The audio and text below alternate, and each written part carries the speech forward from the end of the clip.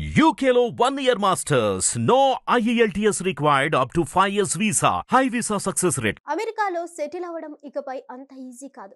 President Trump వచ్చేసారు. చాలా rules మార్చబోతున్నారు. అందులో ముఖ్యమైన రూల్ మన దేశస్తులపై మోస్ట్ ఇంపార్టెంట్లీ తెలుగు వారిపై ప్రభావం చూపించే అవకాశం ఉంది. ఇకపై అమెరికా వెళ్లిన భార్యాభర్తలకు పిల్లలు పుడితే వారికి వెంటనే యుఎస్ సిటిజన్షిప్ వచ్చే అవకాశాలు లేవు.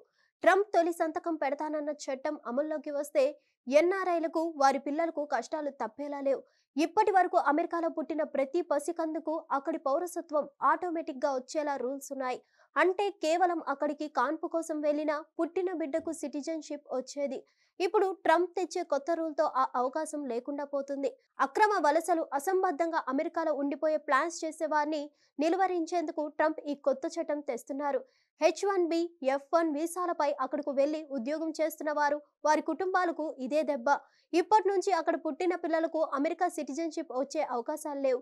అక్కడ బిడ్డ పుట్టిన తల్లిదండ్రుల్లో కనీసం ఒకరికి గ్రీన్ కార్డ్ కానీ అమెరికన్ సిటిజన్షిప్ కానీ ఉండాల్సిందే.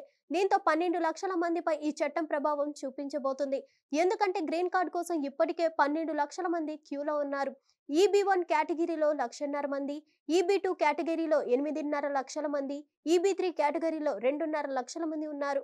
గ్రీన్ కార్డు కోసం అప్లై చేసుకున్న వారు 6 లక్షల మంది ఉంటే వారిపై ఆధారపడ్డ వారు 6.5 లక్షల మంది ఉన్నారు. ఇప్పుడు గ్రీన్ కార్డుల జారీనే కష్టతరంగా ఉందంటే ట్రంప్ తీసుకొస్తున్న కొత్త చట్టంతో మరింత క్లిష్టంగా మారే అవకాశం ఉంది. ఇప్పటికే H1B వీసా స్కామ్ పై అమెరికా ఉక్కుపాదం మోపింది.